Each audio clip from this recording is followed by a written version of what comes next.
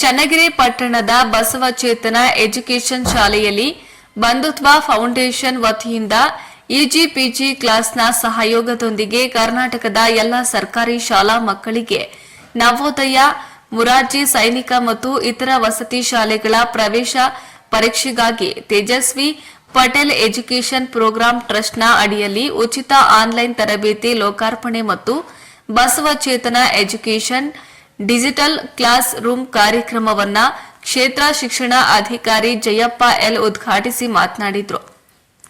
ಈಗಿನ ಪರಿಸ್ಥಿತಿಯಲ್ಲಿ ಗ್ರಾಮೀಣ ಪ್ರದೇಶದ ಮಕ್ಕಳು ಹೆಚ್ಚು ವಿದ್ಯಾಭ್ಯಾಸದ ಕಡೆಗೆ ಗಮನ ಮಾಡುತ್ತಿದ್ದಾರೆ. ಅಂತವರಿಗೆ ಉಚಿತ ಆನ್ಲೈನ್ ತರಬೇತಿ ಬಹಳ ಮುಖ್ಯ ಘಟ್ಟವಾಗಿರುತ್ತದೆ. ಈ ರೀತಿ ಉತ್ತಮವಾದ ಶಿಕ್ಷಣ ಕೊಡುವವರು ಬಂದ್ರೆ ಎಲ್ಲಾ ಮಕ್ಕಳು ಒಳ್ಳೆ ವಿದ್ಯಾವಂತರಾಗಿ ಉನ್ನತ ಸ್ಥಾನವನ್ನ ಪಡೆದುಕೊಳ್ಳುತ್ತಾರೆ ಎಂದು ತಿಳಿಸಿದರು. ಸಾಮಾಜಿಕ ಹೋರಾಟಗಾರ ತೇಜಸ್ವಿ ಪಾಟೀಲ್ ಮಾತನಾಡಿದ್ದು, ಪ್ರಸ್ತುತ ದಿನಮಾನಗಳಲ್ಲಿ ಉನ್ನತ ಅಧಿಕಾರಿಗಳು ಆಗಬೇಕೆಂದ್ರೆ ಹಣವಂತರಿಗೆ ಮಾತ್ರ ಸೀಮಿತವಾಗಿದೆ ಎಂಬುದಕ್ಕೆ ಪಿಎಸ್ಐ ಹಗರಣ ಸಾಕ್ಷಿಯಾಗಿದೆ. ಅಧಿಕಾರಿಗಳು ಈ ರೀತಿ ಮಾಡಿದ್ರೆ ಬಡ ಮಕ್ಕಳ ಜೀವನ ಹಾಳಾಗುತ್ತದೆ. ಇದು ಸಮಾಜ ಮತ್ತು ಸರ್ಕಾರದ ವೈಫಲ್ಯ. ಸರ್ಕಾರಗಳು ಬಹಳ ಕಟ್ಟುನಿಟ್ಟಿನಿಂದ ಆದೇಶವನ್ನ ಮಾಡಿ ಯಾರು ಚೆನ್ನಾಗಿ ಓದುತ್ತಾರೋ ಅಂತವರಿಗೆ ಮಾತ್ರ ನೌಕರಿಯನ್ನ ಕೊಡಬೇಕು. ಗ್ರಾಮೀಣ ಪ್ರದೇಶದಲ್ಲಿ ಅತಿ ಹೆಚ್ಚು ಪ್ರತಿಭೆಗಳಿದ್ದಾರೆ, ಆದರೆ ಅವರ ಹತ್ತಿರ ಹಣ ಇಲ್ಲದ ಕಾರಣ ಒಳ್ಳೆಯ ಶಿಕ್ಷಣ ಇರುತ್ತದೆ. ಹಾಗಾಗಿ ಇಂದಿನ ಮಕ್ಕಳನ್ನ ಮುಂದಿನ ಮತದಾರರನ್ನಾಗಿ ಮಾಡದೆ ಮುಂದಿನ ದೇಶದ ಪ್ರಜೆಗಳನ್ನಾಗಿ ಮಾಡಬೇಕೆಂದು ತಿಳಿಸಿದ್ರು. ಇನ್ನು ಈ ಸಂದರ್ಭದಲ್ಲಿ ಎಚ್ಎಸ್ ಮಂಜುನಾಥ್, ಕೆಎಎಸ್ ಅಧಿಕಾರಿಗಳು ರಾಘು ದೊಡ್ಡಮನಿ ಮತ್ತು ಶ್ರೀವತ್ಸ ಜಗಳಿ ಪ್ರಕಾಶ್, ಮಧುಕುಮಾರ ಎಲ್ಜಿ, ದೋಣಿಹಳ್ಳಿ ಸಹಿಪ್ರಾ ಶಾಲೆ ಮುಖ್ಯ ಶಿಕ್ಷಕ ಸುರೇಶ್, ಲಿಂಗರಾಜ್ ವಿ, ಹಾರೋಸಾಗರ, ಕೆಎಸ್ ವೀರೇಶ ಪ್ರಸಾದ್ ಉಪಸ್ಥಿತರಿದ್ದರು. ವರದಿ ದೇವರಾಜ್ ಕೆ ನೆಲ್ಲಿಹಂಕಲು. ನಮ್ಮ ಮಕ್ಕಳಿಗೆ ಒಂದು ಉತ್ತಮ ಗುಣಮಟ್ಟದ ಶಿಕ್ಷಣವನ್ನು ಕೊಡಬೇಕೆಂಬ ಮಹತ್ವಾಕಾಂಕ್ಷೆ ಪ್ರತಿಯೊಬ್ಬರಲ್ಲಿ ಇದೆ. ಈ ಮಗು ಕೇಳಿದ್ರೆ, ಶಾಲೆಯಲ್ಲಿ ಹೋಗಿ ಕೇಳಿದ್ರೆ ಅದು ನೀನೇನಾಗಬೇಕಪ್ಪ ಅಂತ ಕೇಳಿದ್ರೆ ಅದು ಹೇಳುತ್ತೆ. ಒಬ್ಬ ಹೇಳ್ತಾನೆ ನಾನು ಪೊಲೀಸ್ ಆಗ್ಬೇಕು, ಒಬ್ಬ ಹೇಳ್ತಾನೆ ನಾನು ಡಿ ಸಿ ಆಗ್ತೀನಿ, ಒಬ್ಬ ಹೇಳ್ತಾನೆ ನಾನು ತಹಶೀಲ್ದಾರ್ ಆಗ್ತೀನಿ, ಲಾಯರ್ ಆಗ್ತೀನಿ.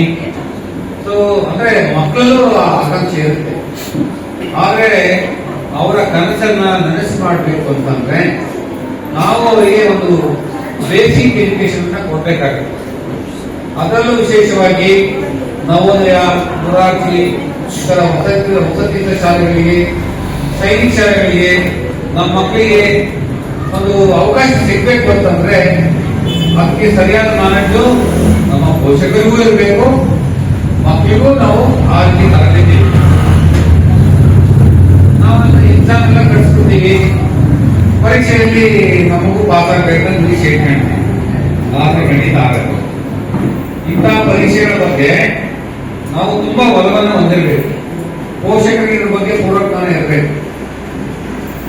3ನೇ ತರಗತಿ ನಂತರನೇ ಇದಕ್ಕೆ ಫೌಂಡೇಶನ್ ಕೋರ್ಸ್ ಅಂತ ಮಾಡ್ತಾರೆ. 3ನೇ ತರಗತಿ ಇದ್ದಾಗಲೇ ಕೊಟ್ಟರು ಏನು ತಪ್ಪೇನಿಲ್ಲ. ಅಂದ್ರೆ ಒಳ್ಳೆ ಕಡೆ ನಮ್ಮ ಮಕ್ಕಳಿಗೆ ಒಂದು ಅವಕಾಶ ಸಿಗ್ಬೇಕು. ನವೋದಯ ಪ್ಯಾಟರ್ನ್ ನೋಡ್ಬಿಟ್ರೆ ನಿಮಗೆ ಅತ್ಯದ್ಭುತವಾದಂತಹ ಒಂದು ಕಾನ್ಸೆಪ್ಟ್ ಇಟ್ಕೊಂಡು ಮಾಡಿದ್ದಾರೆ. ಸರ್, ನಮ್ಮ ಮಕ್ಕಳು ಇಬ್ಬರಿದ್ದಾರೆ, ಶಾಲೆಗೆ ಹೋಗ್ತಾ ಇಲ್ಲ, ಲಾಕ್ಡೌನ್ ಇರೋದ್ರಿಂದ ನಿಮ್ಮ ಹತ್ರ ಕರ್ಕೊಂಡ್ ಬರ್ತೀವಿ, ಸ್ವಲ್ಪ ಹಂಗೆ ಏನಾದ್ರು ಹೇಳ್ಕೊಡಂಗಿದ್ರೆ ಹೇಳ್ಕೊಡಿ ಅಂತ ಅಂದ್ರು. ಸರಿ ಅಂತ ಇಬ್ರು ಬಂದ್ರು. ಅವ್ರು ಇಬ್ರು ಬಂದ್ ನೋಡಿ ಶಾಲೆಯಲ್ಲೂ ಇರಲಿಲ್ಲ, ಯಾವ ಶಾಲೆಗಳು ಓಪನ್ ಇರಲಿಲ್ಲ, ಎಲ್ಲ ಆನ್ಲೈನ್ ಕ್ಲಾಸ್ ಇರ್ತಿತ್ತು. ಆನ್ಲೈನ್ ಕ್ಲಾಸ್ ಇರ್ಬೇಕು, ಅಷ್ಟು ಒಪ್ಪಿಗೆ ಆಗ್ತಿದ್ದಿಲ್ಲ. ಇಬ್ರು ನೋಡಿ ಇನ್ನು 4 ಜನ ಬಂದ್ರು, 10 ಜನ ಬಂದ್ರು.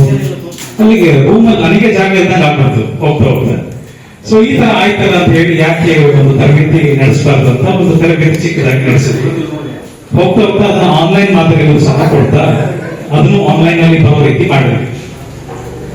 ಆನ್ಲೈನ್ ಅಲ್ಲಿ ನಾವು ನೋಡುವಂತಹ ಸಮಸ್ಯೆ ಏನಪ್ಪಾ ಅಂದ್ರೆ ಬಹಳಷ್ಟು ಜನ ಪೋಷಕರು ಶಕ್ತರು ಇರೋದಿಲ್ಲ ಆರ್ಥಿಕವಾಗಿ. ಸರ್ಕಾರಿ ಶಾಲೆ ಮಕ್ಕಳು ಅದರಲ್ಲೂ ಸಹ ಪ್ರತಿ ವರ್ಷ ಒಂದು 60 ರಿಂದ 70 ಕರೆಗಳು ಯಾವ ತರ ಬರ್ತಂದ್ರೆ, ಸರ್ ನಾವು ಕೂಲಿ ಮಾಡ್ತಾ ಇದೀವಿ, ಸರ್ ನಾವು ಗಾರೆ ಕೆಲಸ ಮಾಡ್ತಾ ಇದೀವಿ, ನಮ್ಮ ಮಕ್ಕಳು ಸರ್ಕಾರಿ ಶಾಲೆ ಹೋಗ್ತಾ ಇದ್ದಾರೆ, ನಮ್ಗೆ ಫೀಸ್ ಕಟ್ಟಕ್ಕಾಗಲ್ಲ, ಸ್ವಲ್ಪ ಫೀಸ್ ಕಡಿಮೆ ಮಾಡ್ಕೊಳ್ಳಿ, ಅಷ್ಟೊಂದು ಕೊಡಕ್ಕಾಗಲ್ಲ ನಮಗೆ, ಸ್ವಲ್ಪ ಫೀಸ್ ಕಡಿಮೆ ಮಾಡ್ಕೊಳ್ಳಿ ಅಂತ ಕೇಳ್ತಾ ಇದ್ರು.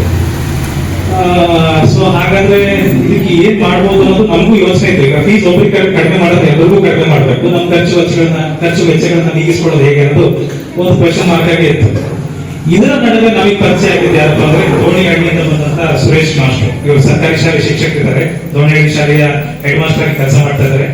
ಇವ್ರು ಬಂದು ನಮ್ಮನ್ನು ಕೇಳ್ಕೊಂಡ್ರು, ಸರ್ ನಮ್ಮ ಸರ್ಕಾರಿ ಶಾಲೆಗೆ ನಾವು ನವೋದಯ ಕೋಚಿಂಗ್ ಕೊಡಿಸ್ಬೇಕಂತ ಇದೀವಿ, ಮಕ್ಕಳಿಗೆ ದೂರ ಎಲ್ಲ ಕಳ್ಸೋಕ್ಕಾಗಲ್ಲ, ನಾವೇನ್ ಮಾಡ್ಬೇಕಂತ ಇದೀವಿ, ನಿಮ್ಮ ಆನ್ಲೈನ್ ಕ್ಲಾಸಸ್ ನಮಗೆ ಕೊಟ್ಬಿಡಿ ಈ ರೀತಿ ಕೇಳ್ಕೊಂಡ್ರು. ಸರಿ ಕೊಡೋಣ ಸರ್, ಈಗ ಹೇಗ್ ಮಾಡ್ತೀರ ಅಂದಾಗ ಅವ್ರೇನ್ ಮಾಡುದು, ಅವರ ಸ್ವಂತ ದುಡ್ಡಲ್ಲೇ ಒಂದು ಮಗುವಿಂದು ಸಬ್ಸ್ಕ್ರಿಪ್ಷನ್ ತಗೊಂಡ್ಬಿಟ್ಟು ಮಕ್ಕಳಿಗೆಲ್ಲರಿಗೂ ಕೊಡಕ್ ಸ್ಟಾರ್ಟ್ ಮಾಡೋದು. ಇದು ಬಾಂಧವ್ಯ, ನಮ್ಮ ಅವರ ಬಾಂಧವ್ಯ ಹೆಚ್ಚು ಬೆಳೆದಂತೆ ನಾವೇನ್ ಮಾಡಿದ್ವಿ, ದೋಣಿಹಳ್ಳಿ ಶಾಲೆನ ನಾವು ಈ ತರಬೇತಿ ವಿಷಯಕ್ಕಾಗಿ ದತ್ತು ತಗೊಳ್ಳೋಣ ಅಂತ ಯೋಚನೆ ಬಂತು. ಆ ಶಾಲೆಯ ಮಕ್ಕಳಿಗೆ ತರಬೇತಿ, ಅದಕ್ಕೆ ಸಂಬಂಧಪಟ್ಟಂತಹ ಪಠ್ಯ ಪುಸ್ತಕಗಳು ಸಂಪೂರ್ಣ ನಮ್ಮ ಸಂಸ್ಥೆಯಿಂದ ಉಚಿತವಾಗಿ ಕೊಡ್ತಾರೆ ಎಲ್ಲ ಮಕ್ಕಳಿಗೆ. ಇನ್ನು ಮುಂದುವಾಗ ಚರ್ಚೆಯಾಗಿ ಸುರೇಶ್ ಮಾಸ್ಟರ್ ನಾವು ಮಾತಾಡ್ತಿರ್ಬೇಕಾದ್ರೆ, ಸರ್ ಇದನ್ನ ಕರ್ನಾಟಕದಾದ್ಯಂತ ಕೊಡೋದಾದ್ರೆ ಹೇಗೆ ಮಾಡ್ಬೋದಾ, ನಾವು